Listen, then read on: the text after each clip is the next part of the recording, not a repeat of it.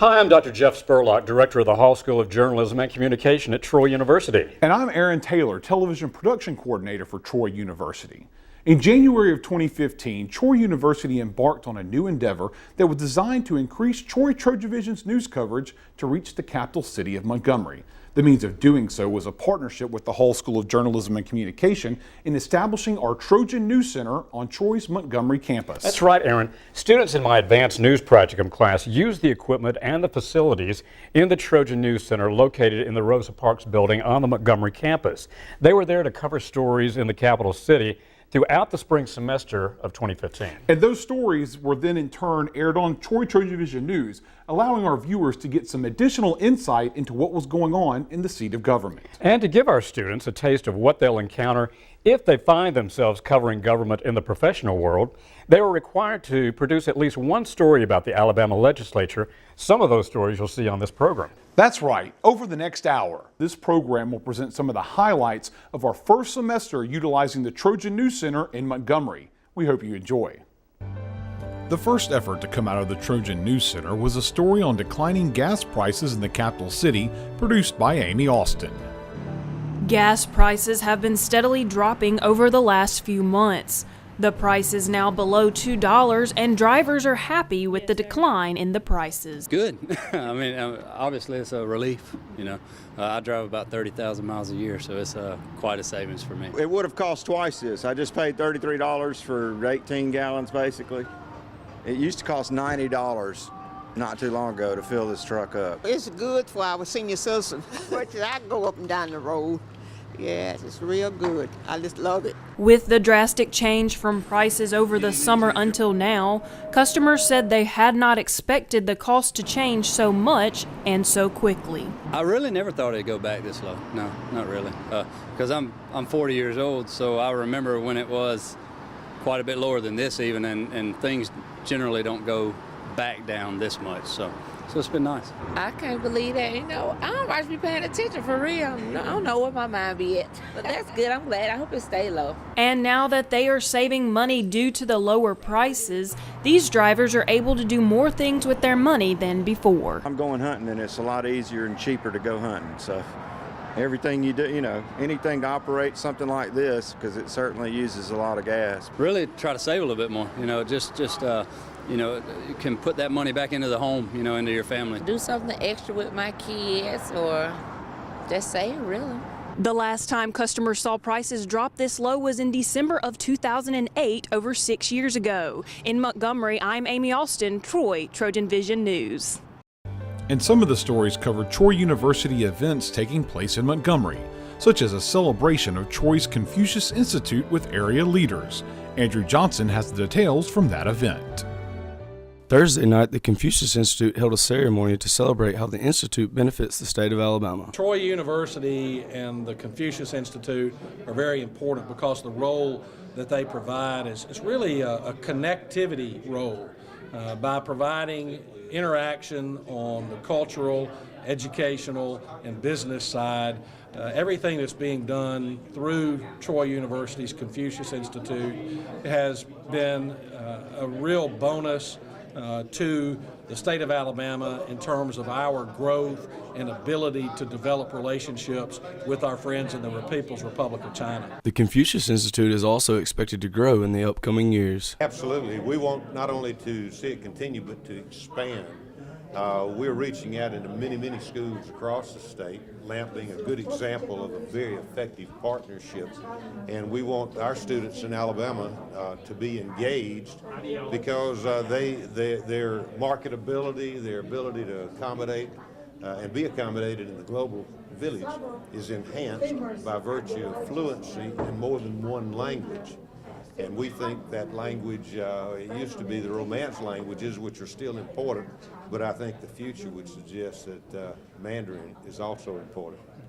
The Confucius Institute at Troy University has reached more than 5,884 students and parents through 74 school presentations. Confucius Institute can promote Chinese cultures and teach Chinese languages. That's basically the most important thing that we do here. The Confucius Institute can be found on the first floor of Bibb Graves Hall. In Montgomery, Andrew Johnson, Troy TrojanVision News. In April, Troy University honored renowned author Pat Conroy with the annual Hall Waters Prize at the Alabama Book Festival. Felicia Payne has that story. The Alabama Book Festival is an annual event co-hosted by Troy University and Montgomery, and this year the festival was also the place that the Hall Waters Award was presented to the recipient author Pat Conroy. To win the award is really a signature event, and to have an opportunity to present it to Pat Conroy as part of the Alabama Book Festival makes it even better. Fulmer says that the award is not only important for the recipient, but also Troy University. To honor Southern people of letters, so principally in literature and in history, and it's a great way to recognize people who've achieved, and a great way for Troy University to continue to be a part of that tradition of writing and of history and of all those things that define us culturally. The recipient, who has written several acclaimed novels and memoirs, such as The Prince of Tides and The Great Santini, says that this award is important to him because of who it comes from. It comes from Troy State, and Troy is right down the road from where my wife grew up in Pinkard, Alabama. So I pass Troy every time I go to her house for Christmas. I've gotten to know Troy, follow their football team and basketball teams, simply because it's part of what I know in the world now. And though Conroy has been writing for many years, he says his best piece of advice to young authors is to simply dig deeper below the surface. It still is going to take an appreciation of beautiful writing, and what I tell every young writer to do is go deeper. Whatever you write, try to go deeper. Whatever interview you have, whatever experience you have, don't just do the surface. Conroy's latest book is The Death of Santini, which is a memoir for his father. From Montgomery, Felicia Payne, Troy, TrojanVision News. Troy University is home to the Rosa Parks Museum, and this year on Parks' birthday, visitors got to see a different side of the civil rights icon. Amy Austin explains. Rosa Parks is an iconic memory to the civil rights movement, but her nieces don't see her as that icon. Shirley McCauley and Sheila McCauley Keyes came to the Rosa Parks Museum to read Keyes' novel about their aunt's life to celebrate her birthday. I'm so proud of Sheila and Deborah and Elaine, especially the subject of the book of Rosa Parks, of our Auntie Rosa. A perspective that not too many people heard or know about. And museum curator Daniel Neal said the importance of hosting this event is to show that Parks was an everyday person just like the rest of us. To actually remind people who are looking at contemporary events, right, and thinking, how does that lesson from history actually affect my life? If you can recall that these were real folks, then maybe it makes a little more sense to try to figure out how to resist contemporary issues that we're dealing with. Parks' nieces said not only was the book important to show who she was to them, but to commemorate her life on her birthday. Her birthday was very special. We'd have cake, and she liked just a little piece of cake, a little cup of tea, but it was very important to have this done on her birthday to commemorate her birth, her life. February 4th marked Rosa Parks' 102nd birthday. In Montgomery, I'm Amy Austin, Troy, TrojanVision News. Up next, Felicia Payne shows us how one Troy music group got to show off their skills in the capital city. Strike Up the Band. The 2015 Alabama Music Educators Association is in full swing in Montgomery, and there is a group of Troy students participating in the Intercollegiate Band, which is only held every other year. Basically, people will come from various universities from around the whole state of Alabama, and we just come together and perform together. It's a really great thing. This year's band is conducted by Colonel Jean Bourgeois, retired Marine band conductor, and Colonel Bourgeois says that having an opportunity to participate in this is just as beneficial for the students as for himself. Well, it gives students from various different schools, different disciplines, getting together, working as an ensemble, because music is ensemble making and it's teamwork. And they exchange musical thoughts and performances. There are 10 universities represented in the intercollegiate band at AMEA this year, and Troy students who are participating say that this interaction is what makes this event so much fun.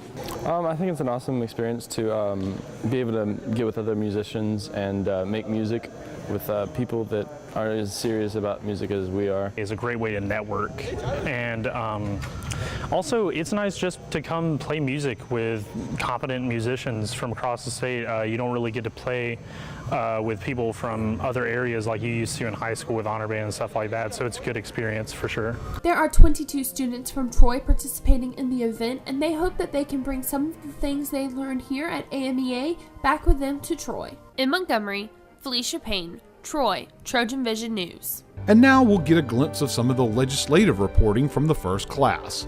Here's Amy Austin with her preview of the legislative session. The Alabama legislature is back in session as both the Senate and House convened, starting on March 3rd for the 2015 session.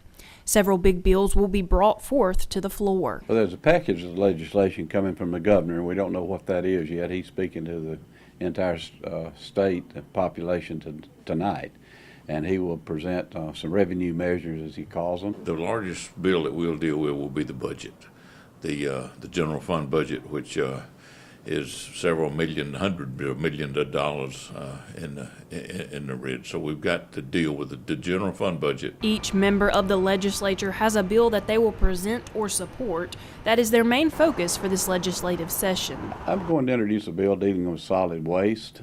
I'm hopefully have it on a committee tomorrow. It will allow a broader latitude on the part of the county commissioners that in the state that have regional landfills, and industry also has to have that, not only just households but industry. So first and foremost, we'll be looking at a solid waste bill. And both Hawley and Booth talked about the pieces of legislature that will affect the residents of the city of Troy and Pike County the most. The Education Trust Fund funds all of K through 12 plus the two-year schools and higher education. One of its largest employers, and it's stabilizing jobs come from Troy University. The education bill, because we anticipate having some amendments to the education bill that will support Lockheed Martin and the joint venture with Lockheed Martin and Troy University. And it's certainly incumbent upon us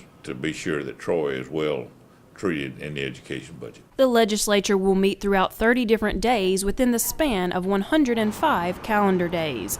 In Montgomery, Amy Austin, Troy, Trojan Vision News. Clay Yeager took a closer look at the legislative debate over the reintroduction of the electric chair in Alabama as a form of execution.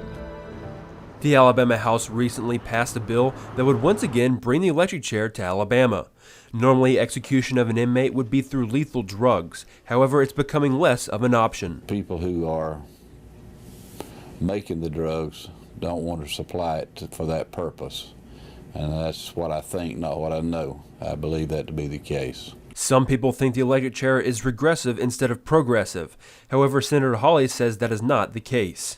There's two things that drive me to support the death penalty in Alabama. One is my own personal belief that it is a proper punishment for some of the crimes that I've seen. The other thing is it's a very pro-death penalty region, as is the entire state of Alabama. The electric chair hasn't been used in over a decade, and it caused gruesome deaths. And now that it's coming back, not many people know how to use it properly. However, Senator Hawley plans to educate inmate officers on how to use the machinery effectively. I posed that question to Senator Ward over the weekend, and he assured me, as I do, believe that there will be training for the officers who, if we reinstitute the death penalty by electric chair, that there will be training for the officers who are to carry out that death penalty. When it comes to the victims involved in the crimes, Representative Alan Booth says the crime should fit the punishment. The victims of these crimes deserve closure, and that if that's one way that closure comes about, then that's but you just got to understand that you can't, if you commit these crimes, there are victims out there. There are families that are left, and the victims deserve to be made whole. In Montgomery, Clay Yeager, Troy, TrojanVision News. Felicia Payne showed us how concerned citizens shared their feelings with legislators over the current Common Core standards for education in Alabama. Since 2010, public grade schools in the state of Alabama have been using a Common Core standard known as the Alabama College and Career Ready Standard. But now a new bill proposed in the state Senate would eliminate the use of Common Core and revert back to the standards set in place beforehand. Now there has been the movement to repeal the standards. For that to happen means that we would go right back into No Child Left Behind. It would help us, like I said, understand better why we have to do these steps. Parents and teachers gave testimony at the public hearing, along with students who are taking classes taught under the Common Core standards. Those supporting the appeal said that the Common Core standard is hindering students in the state of Alabama in national competitiveness. Common Core has just been an inferior. It's dumbing them down. It's putting them back, you know, we're going to fight that. We want to fight for our children. We want to stand in the gap for them. While those who oppose the appeal say that the Common Core allows students to learn in a different way, but that is not necessarily a bad thing. There is a part of it to say that with parents having difficulty with the homework, that may be a good thing, that we would not look to our schooling 30 to 40 to 50 years ago and have a ready answer for everything. We're moving our kids forward. I have no desire to go backwards. While support from parents and teachers is high on both sides of the argument, the committee must now decide whether or not the bill will be passed and put on the ballot in the next elections. And that vote will take place next Wednesday, April 15th at the State House. In Montgomery, Felicia Payne, Troy, TrojanVision News.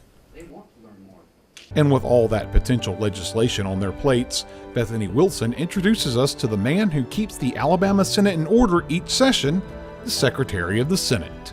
The Alabama State House is home to many state officials. The person who is in charge of overseeing the day-to-day operations of the Senate is Secretary of the Senate, Patrick Harris. This position is elected by the members of the Senate, and it's a nonpartisan position, and my responsibility is to run the day-to-day operations of this body, which is budgets and employees and personnel, and to then interpret and to help direct on procedure and process out on the Senate floor.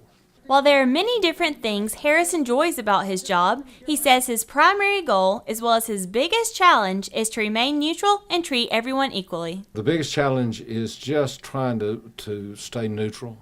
You know, I'm not a Democrat or a Republican, and that's my primary goal, is to stay neutral. You treat everybody equally. They all represent basically the same amount of constituents, and they're all even to me. And that's one of the things that I strive for mostly, is to ensure that the process runs right and it's fair. While there are many important issues being discussed daily, the state budget is Harris's top concern. Budgets and how we're going to continue to fund state government. Alabama is just a state that's it's just like anybody's household. You know, costs have gone up, and costs for operating the essential services have gone up. And with no new sources of income coming in, those services will stay stagnant, or we won't be able to improve, or we'll have to cut back. Serving as Secretary of the Senate for 5 years, those who work with Harris explain what makes him succeed in his position. He's a natural-born leader. You know, he can be stern, but he's always fair, and he's a people person. So you never have to wonder where he's coming from, and you always know that he has your back. In Montgomery, Bethany Wilson, Troy, TrojanVision News. Every year, hundreds of college students from all over the state converge on the State House for the Higher Education Day rally. Amy Austin gives us a look. Students from colleges and universities all over the state joined together on Thursday on the State House steps. They were rallying for a common cause, more funding for higher education. Those who appropriate dollars for education, to share with them the story of what we mean to the economy of this state, of what we, the universities, mean to the future of this state. We want to remind people through the voices of our constituents, students, faculty, alumni, all of those that will be here today. We will remind our elected officials that universities change lives and they must be supported. Better funding for higher education. Alabama is one of the last states as far as state appropriations go toward higher education, which leads to things like higher incomes for homes, things like that. Just puts our state in a better place. Students were encouraged to attend because of the message it sends to elected officials and future generations. We encourage our students to come because we want our elected officials to remember that when they make decisions about what policies should be implemented at the higher education level or what budgeting numbers should be appropriated toward higher education, we want them to remember that they're impacting lives. College students need to be involved in the process because they need to understand how important it is for future generations and hopefully pass that on to them. Stone said this message is important for legislators, and that's why they hold this rally in front of the State House. No more appropriate place to do this because that's in that building is where they'll make those critical decisions. You know, we have struggling right now as a state because we have too many students who are having to absorb great amounts of debt in order to make it through college. Our tuition has had to go up because we've not had the kind of state support that we've had in previous years. Those are the kind of messages we need those guys inside that building to hear. That's why we have it at this location, so that these students and these faculty members and these alumni and staff can all go in there and share that message. Higher Education Day is said to be one of the largest attended rallies held on the State House steps each year. In Montgomery, Amy Alston, Troy, Trojan Vision News. And Troy University normally takes one of the largest groups to the rally each year. Angel Norris shows us Troy's participation in the rally. Students from all over Alabama came out today to support higher education. Most important in attendance were Troy University students showing their spirit in today's rally. The purpose of today's rally was for higher education, but some Troy students tell us specifically why they were here. Troy is a great school with a lot of great opportunities and a lot of great programs that are not offered at other colleges around Alabama. So I think by us being here, by having our presence, we are showing that we really care about Alabama and what we can do for them. You know, Troy University means a lot to me as a student, and becoming this next year's president, it's become one of my passions to make sure that Troy University has a successful year. So through this, it's an opportunity for us to be able to make that happen. So coming, rallying for 2/3, getting more money, being able to donate it to us is something huge to me. We're obviously supporting for more state funding for our education system, and I think it's a great opportunity for us to be able to let our legislators know that we want this, we want to be supporting our education system, and that it's necessary for our society to thrive. So we're excited to be here. Not only were Troy students in attendance today, but so were senators and advocates of higher education.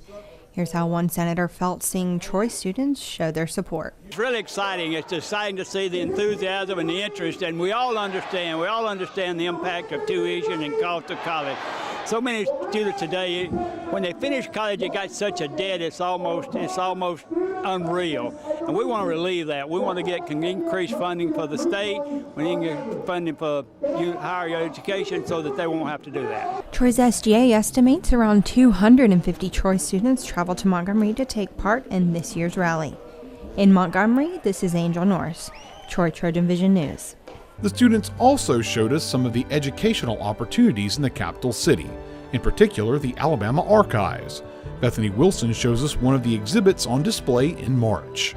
The Museum of Alabama, located inside the Alabama Department of Archives and History, recently held a themed tour titled We Can Do It, The Lives and Times of Alabama Women. We had a guided tour by Miss Debbie here at the Archives and History Museum, and she focused on the role women have played through Alabama's history, starting all the way back to 14,000 BCE when we had the first inhabitants of our state, up to modern times, post-civil rights movement. So it really explored the many different avenues that people don't really think about when it comes to women in time. The tour demonstrated how women's role in society has changed throughout the years and spotlighted some very famous women in Alabama history, as well as a few unknown women who played a very important role. A couple of tourists shared their favorite parts about the tour. I just enjoyed all of the different women that I was not familiar with and then the impact that they had on our history. Progressive stage that the U.S. was going through and the different women who kind of stood up and took that active voice to make a change. The Museum of Alabama offers free guided tours every Saturday at 1 o'clock, so make plans to attend and see Alabama's history come to life. Next month, the guided tour will examine Alabama's military past. Again, tours take place every Saturday at 1 o'clock at the Alabama Department of Archives and History located in downtown Montgomery. Tours are open to the public and admission is always free. In Montgomery, Bethany Wilson, Troy, TrojanVision News. We also learned that once a month, the Archives offers a chance to learn a little history during the lunch hour. Amy Alston has more. Every third Thursday of each month, the Alabama Department of Archives and History invites the public to sit in on a guest speaker during their lunch hour, and the department calls this series Architreats. Every third Thursday, we bring in a different speaker on a wide variety of topics of Alabama history. So everything from civil rights to Civil War, Native Americans, foodways, all sorts of different topics. And so it really gives people something different to do on their lunch break. The speaker for this month is known as Dr. Martin Luther King's smallest freedom fighter, Cheyenne Webb Chrisburg.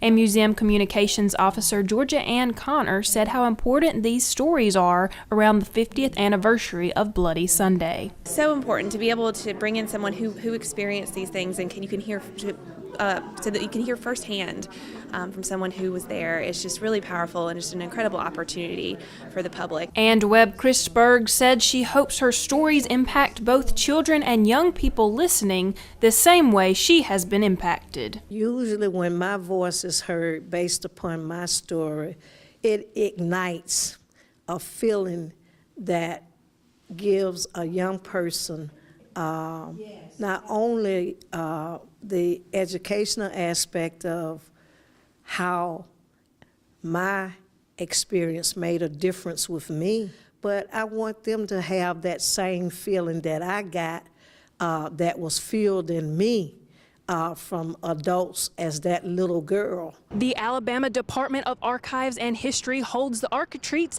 every third Thursday of every month, and admission is free. In Montgomery, Amy Alston, Troy, TrojanVision News.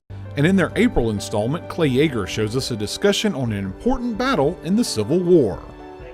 The Department of Archives and History holds a monthly event called Architreats, where speakers talk about history relating to Alabama. This month, Chief Curator Robert Bradley discussed key battles that happened in Alabama during the Civil War. Today he spoke about Mobile in 1865, so specifically the siege and reduction of Fort Blakely and Spanish Fort. Since it is the 150th anniversary of those events this month, we thought it was fitting for him to speak about them now. Bradley says he chose the Mobile campaign because it's not only important for Alabamians to learn about the state's past history, but other battles such as Gettysburg overshadow other important events that are sometimes forgotten. The events that happened here were incredibly important, but they're just eclipsed by everything else that's going on. It's like a really good movie comes out, and then a week later a little better movie comes out, and that other movie gets forgotten about. That's what happened here. And I think trying to understand what happened and how it fit within the scheme of the things is what I wanted them to bring away. The Mobile campaign was an important part of the American Civil War. However, Bradley says Fort Blakely and Spanish Fort were key parts to the end of the American Civil War. It was the last major city in the South that had not fallen, so it was sort of an embarrassment, but then also it was a symbol to the South to continue to resist. The point was to capture Mobile, but more importantly to get past it and move towards Selma and capture the fortifications there. Not only did Bradley talk about the importance of the battles, but why Alabamians need to preserve the forts and protect their history. There's no umbrella that's protecting all of these things. It's the dedication of individuals who have a passion for preservation and history. So one of the things that I've tried to do in my research on these forts is to let people know about them, where they are, and hope that they can be preserved. The next Architreat will not be until next month, May 21st. In Montgomery, Clay Yeager, Troy, TrojanVision News. The Archives celebrated the 50th anniversary of the Selma to Montgomery March with a photo display of the event. Here's Felicia Payne. Sometimes seeing really is believing, and the Alabama Department of Archives and History is trying to help people see what happened on Bloody Sunday and during the Selma to Montgomery March nearly 50 years ago, with a photo exhibit titled "The Whole World Saw Your Pictures." It's a collection of some of the most iconic photographs taken of the Selma and Montgomery March. They were taken by Spider Martin, who was a young photographer who was working for the Birmingham News, and he's an Alabama native. And in early 1965, he was dispatched to Selma to cover the events that were happening there. These iconic photos have attracted people of all ages to the museum to see these bits of history on the walls. We have visitors here from all over the U.S., all over the world, and we hope to have many more over the next few weeks as we sort of all eyes come here to Montgomery. One guest said that she believes that there is a great deal of importance in this exhibit and what it is displaying, especially for the younger generation who did not experience these things firsthand. I think if you see things, you can hear about them, you can read, but if you see it in front of you, you go, oh my goodness, that happened to people here, and it's like, let's not do that again. For anyone interested in seeing this exhibit, it will be on display until Labor Day weekend. There's plenty of time to come down to the museum and visit. This exhibit and the museum is always free. We're open Monday through Saturday, 8:30 to 4:30. For more information about the exhibit and the Alabama Department of Archives and History, you can visit the museum's website or follow the Department of Archives and History on Facebook, Twitter, and Instagram. In Montgomery, Felicia Payne, Troy, Trojan Vision News. And civil rights history is all over Montgomery, including a chance to see the home of Martin Luther King Jr. Xavier Harris gives us a look. February is a celebration of Black History Month. In Montgomery, Alabama, people from all over the country have the chance to take a full tour of Dr. Martin Luther King Jr.'s home from front to back. One significant piece of history that everyone gets to see face to face is the bombing that took place while King was living in his home. Many people are shocked when they find out that there is still an indentation in the front porch where the bomb detonated. Here right beside me is the home of Dr. Martin Luther King from 1954 until 1960.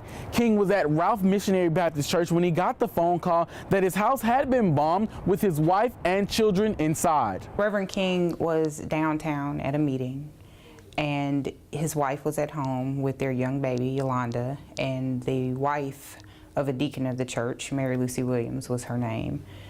Reverend King did not want her to be home alone because he had begun to receive threats on his life as well as his family's life. They were in the front room of the home where they heard a noise on the porch. They immediately went to the back bedroom and the bomb went off. While in the home, visitors get to see King's bedrooms, bathrooms, and more. Muhammad tells us that most tourists have a favorite part of the house. The kitchen. The kitchen.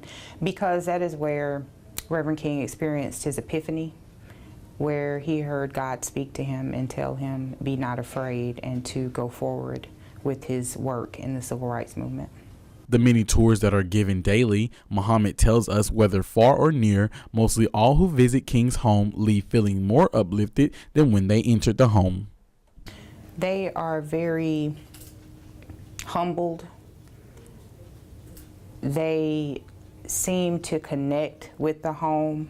I think the home has a peace about it, and they seem to connect with that and identify with that. They are very surprised to see that we have so many authentic items in the home that were used by Reverend and Mrs. King.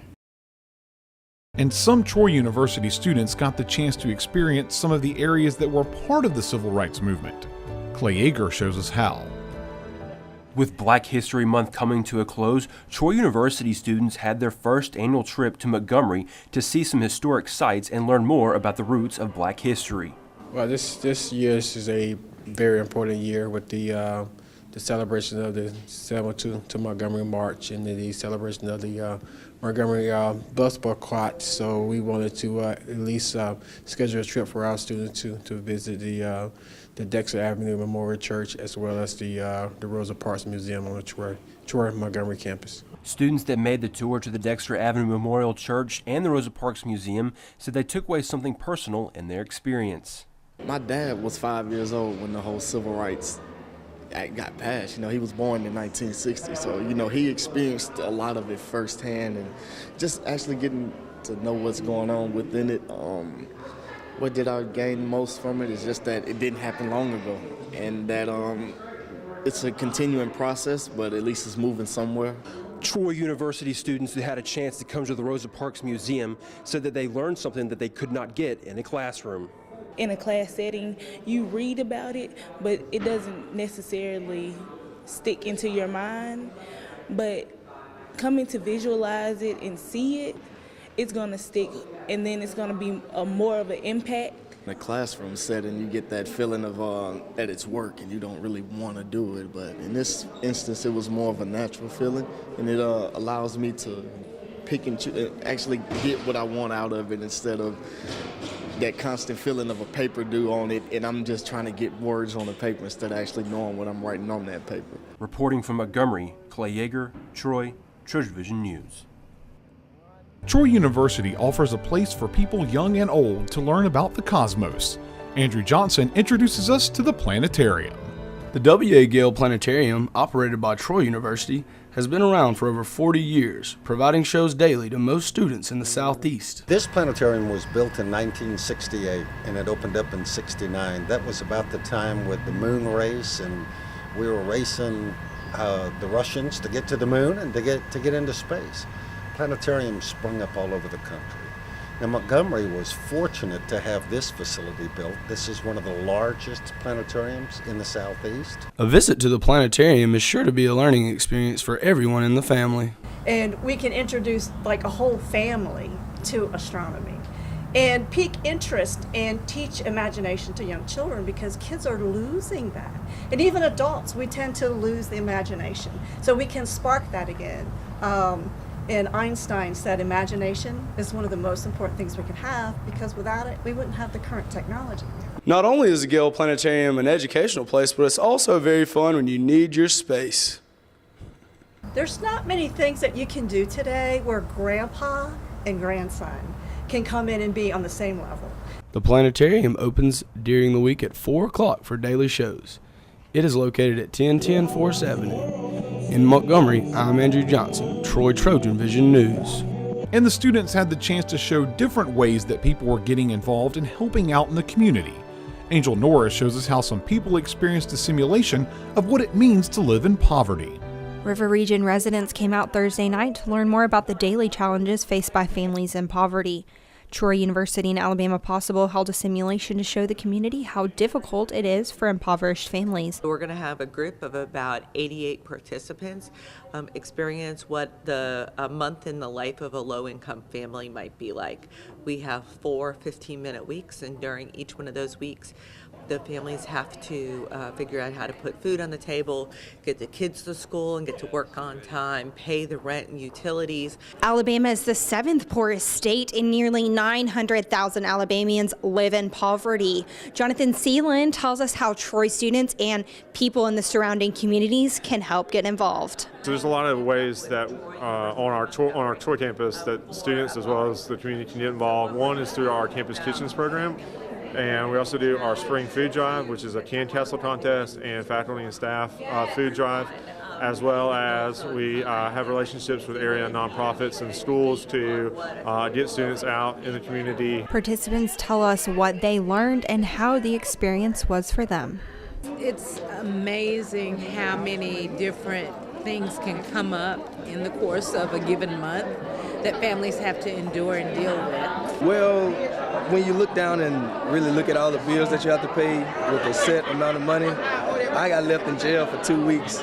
My parents couldn't come and get me because they had other obligations to pay. So it just kind of makes you look at, things from another point of view. You can't just put a Band-Aid on poverty, but what is really required is for us to become engaged in long-term ways and really deal with the underlying issues around poverty and hunger in Alabama. At least 300,000 children live under the poverty line as well. If you would like to find out more information on how to help, visit alabamapossible.org. In Montgomery, Angel Norris, Troy TrojanVision News. And that same group held a hunger summit later in the spring. Victoria Bailey shows us what went on at the summit. Friday, students from Alabama's 2- and 4-year colleges and universities gathered on Troy University's Montgomery campus to bring awareness about hunger and poverty in the state. The students were able to prepare presentations and share their ideas with the other schools. Me and my classmates and my social work major, we had to present our food can drive to other people. We did it 7 times. Each one lasted 7 minutes. So we just did our proposal and provided information to everybody. Along with Troy University, other schools in attendance were the University of Alabama, Auburn University, and Birmingham Southern. One of the students from UA tell us exactly what they do for their campus. So started a food pantry in connection with another organization on the university, and actually one of our classes, policy classes, made a bag and it has recipes on the outside, and if you go to the food pantry and you get the bag, it not only has the recipes but it then also has the food ingredients in the bag so you can make what's the recipes. So that's what we have, and through working in that, that's when we started talking about extra meal plans for kids who live on campus or who might need them. The summit was held in collaboration with Alabama Possible, who also held a poverty simulation on the Troy Montgomery campus earlier this year. In Montgomery, I'm Victoria Bailey for Troy TrojanVision News. And people in the Montgomery area were able to help feed the hungry by using empty bowls. Felicia Payne explains. The Montgomery Area Food Bank helps more than 300,000 people throughout central Alabama each year by providing food to those in need.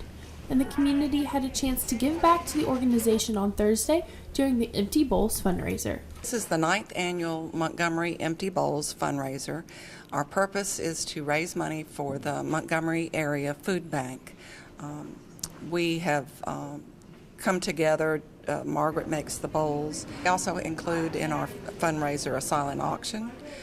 We advertise and people come and pay $25 and they go home with a handmade bowl, and everything that we have is donated, and 100% of our profits go to the Montgomery Area Food Bank.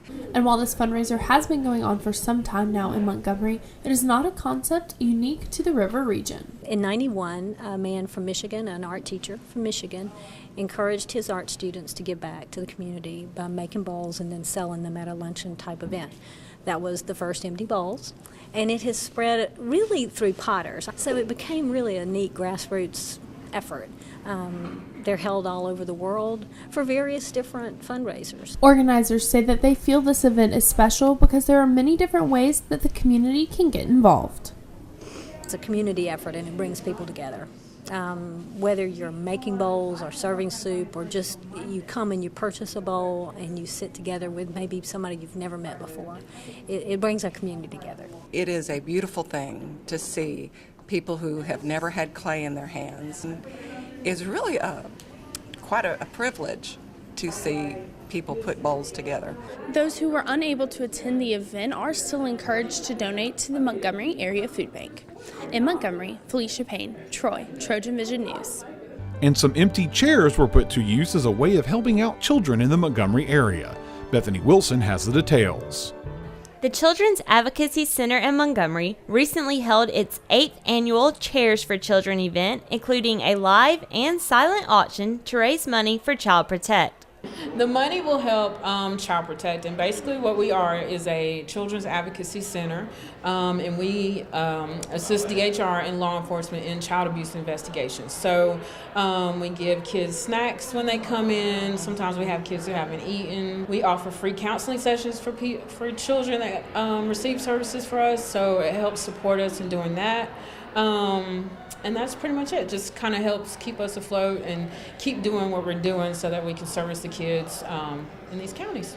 Tonight's event was filled with fun and fellowship by people of all ages, all while enjoying raising money for a great cause. I just support everything that they're behind. I have a 3-year-old daughter myself and a 2-year-old niece, and some of the stories that I hear are just heartbreaking.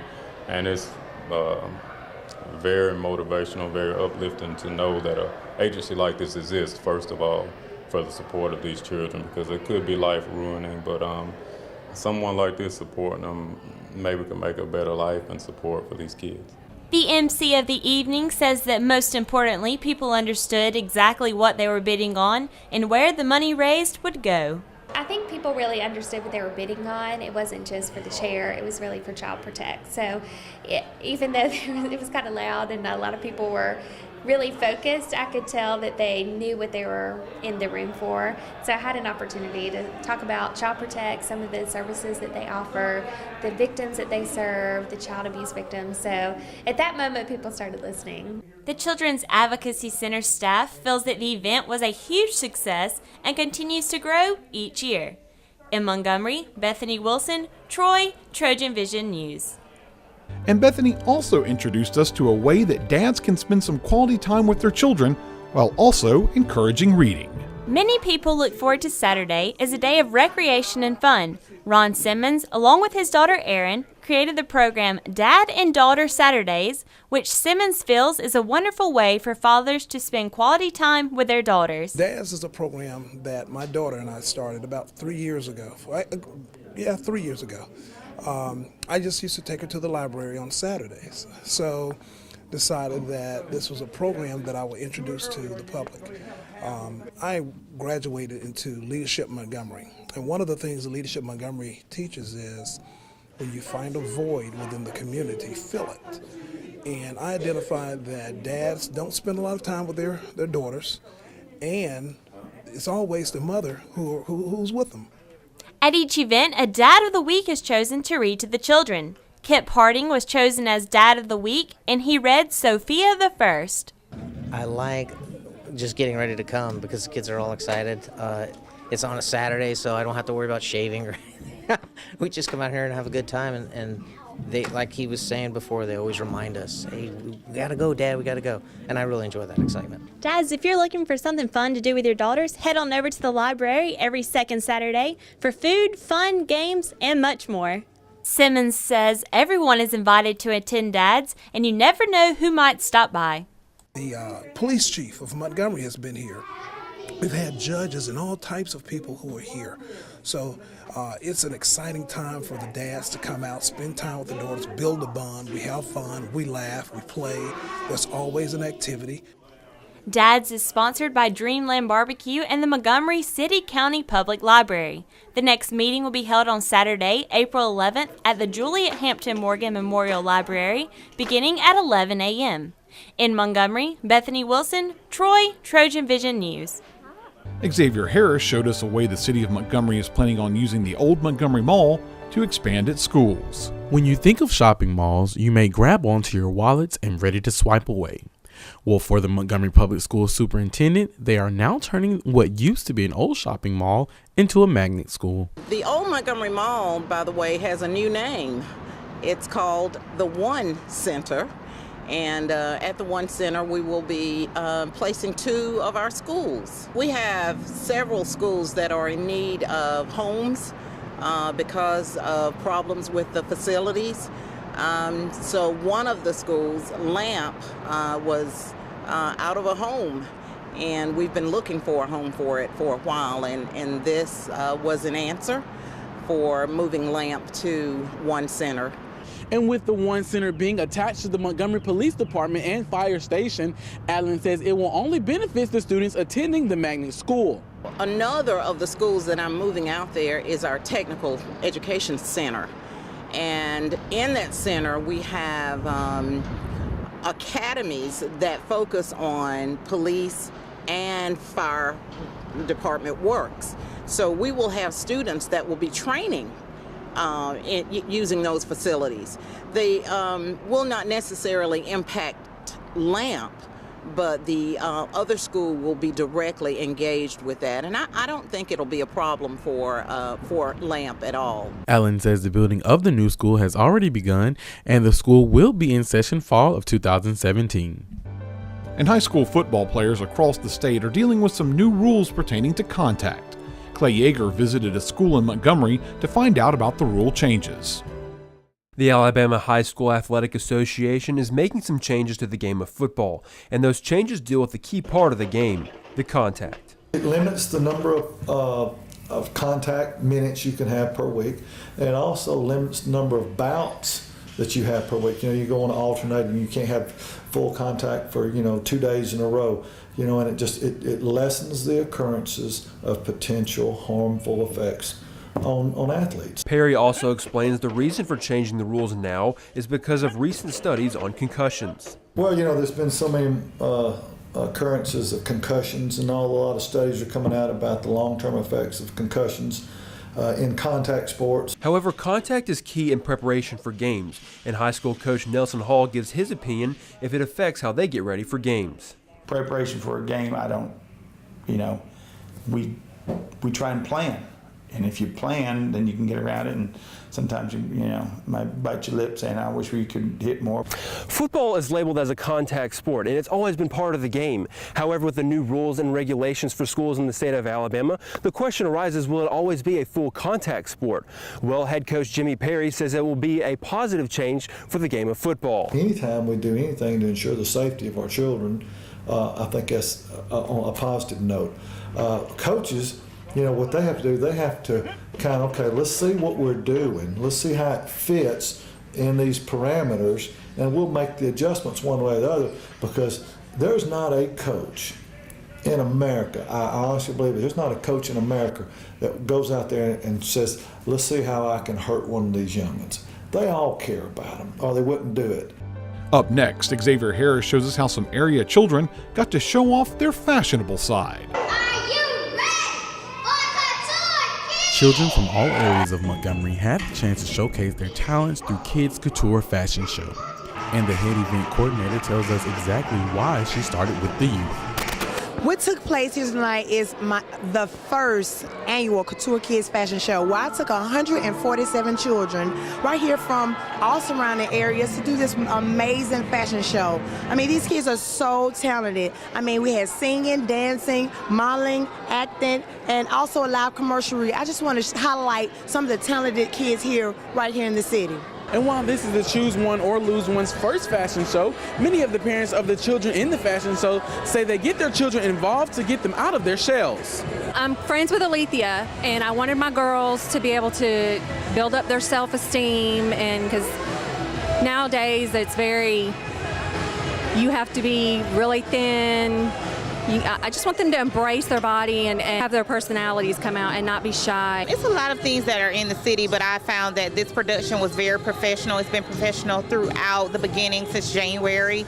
The kids are working very hard to make sure that they're going to actually excel into tonight's show. So I'm looking forward to the entertainment that the kids are, working hard to bring. And not only was the kids' show about fashion, but they also had a mime segment.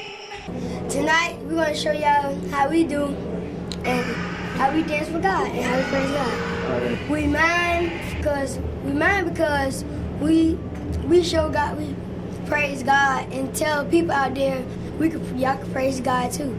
The kids' fashion show was the first of many, but one coordinator tells us how they got the idea of the Couture Kids. Couture Kids is really an extension of where we come from in the fashion community here in Montgomery. Lethea, myself, and Sway, we all started with Cheyenne Webb Kreisberg's Key Production. After that, I started the Style Experience, then Sway started the Allure of Style, and now the next extension in that brand is Couture Kids. All proceeds of the Kids Corner Fashion Show goes to Knowledge Through Experience organization for teenage girls. In Montgomery, Xavier Harris, Troy, TrojanVision News. Children also have the chance to expand their creative side through art, thanks to the Montgomery Museum of Fine Art. Bethany Wilson shows us how. The Montgomery Museum of Fine Arts holds weekly classes designed to help students improve their skills in drawing, painting, and sculpture with projects related to works of art in the museum galleries. There are after-school art classes. There are 2 age levels that these are offered for. That meet every week for generally 12 weeks. We go one in the fall and one after Christmas that goes all the way into May. They meet every week. They meet for an hour. This particular class is one for kids that are 10 and older, and there is a class for 6 to 9-year-olds that's on a different day. By taking these classes, Pickens hopes students will be able to improve upon their skills as well as learn more about the arts. I'm hoping that we'll help them build some more skills in drawing, painting, and sculpture, and that they will connect with some art in the museum, because we do try to connect with certain exhibits that are in the museum or work that's in the museum. While doing different projects each week, students explain their favorite part about the classes. I can't really tell you. Everything is so great. Miss Stona, she tells us these amazing directions. We get to do even more than I ever expected for this class. Our teacher, Miss Donna, is really friendly, and I think all of us have progressed a lot in the last classes we've done, because when we came in, we weren't that good, and then she helped us with the things that we weren't very good at, and we got a lot better. My favorite thing about art class is that you get to have fun and you get to be creative. Following the completion of this class, the next art classes will be held this summer. In Montgomery, Bethany Wilson, Troy, Trojan Vision News. And the fun and education continued on Earth Day as Angel Norris showed us how the Montgomery Zoo celebrated the holiday. The Montgomery Zoo is teaching elementary school kids more about a holiday coming up this week. The Montgomery Zoo is expecting over 1,000 students over the next 2 days, and Jennifer Hutchinson tells us how the zoo is going to help those students learn about Earth Day. One thing that we have is what we call an endangered species scavenger hunt. They can pick up the scavenger hunts and walk around the zoo and find answers to questions about the animals, and then they get prizes for getting all of their answers right, and it kind of teaches them a little bit about some of our endangered animals. We have some games set up like Rachel Recycle, Earth Day Trivia, and Conservation Kitchen that ask them different questions about conserving and taking care of our Earth, and then they win prizes for that as well. And then we also have several organizations out here, like the Clean City Commission is out here, Hyundai is out here, Auburn Agronomy is out here, and they're also working to teach these children about different aspects of Earth Day. The students weren't the only ones learning. The teachers even learned some new things as well. We have brought our kindergarten class out here today to observe all the animals in their natural habitat and to talk about the continents they're all from, and even to talk about endangered species. We have planned our field trip around Zoo Week, and we are doing lots of fun activities with the zoo, just coloring and doing lots of things. There were even zoo talks and live animal presentations for everyone to participate in. For more information on the zoo's Earth Day Safari, you can visit their website at montgomeryzoo.com. In Montgomery, Angel Norris, Troy, TrojanVision News. Clay Yeager showed us how a popular musician is bringing back a once popular form of music delivery via a traveling record store. This is not your ordinary truck. No, it's not an ice cream truck nor moving truck, but a rolling record store that is based in Nashville, Tennessee that is touring the Southeast. We work for a label called Third Man Records, and our boss is Mr. Jack White. He used to be in the White Stripes, currently does a lot of awesome solo stuff, and he kind of like started up this ambition that we have about making people excited about vinyl again. And really, it was his idea. He was just like, you guys get on this truck, sell people records, pump out some cool tunes. While the bus was on tour, managers spontaneously decided to take a poll on Facebook where in Alabama is everyone's favorite record store. And it so happened the record stop in Montgomery, Alabama was the top favorite. We had a few people, tag the shop, and we didn't think anything of it, And probably like a week or two after, we got a call from Third Man, and they were just asking us if we would be interested in, hosting the event. Vinyl enthusiasts not only lined up to add new records to their collection, but united as a community and gave their thoughts on what it means to have a unique idea such as the rolling record store. I think that it's really unique, and I think that Jack White's a genius for being able to spread the vinyl around the country like he's doing. It makes it really fun for the fans. And we really enjoy just even coming out and spending the day with these guys. What makes buying music so special, or anything for that matter, is the shopper's experience. However, with the digital age, things are changing, but things like the rolling record store are bringing that shopper's experience to you. It makes it a lot more personal, I would think. Artists had that standpoint of like, oh, you're stealing my music, but this time they're bringing us their music, so it makes it more of a personal experience. Montgomery was fortunate enough to be the last stop for the rolling record store and their spring schedule.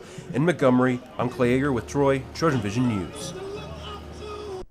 We hope you enjoyed this look at some of the first ever stories to come out of the Trojan News Center in Montgomery. The first of what we expect to be many more in the future right here on Troy Trojan Vision. Thanks for watching.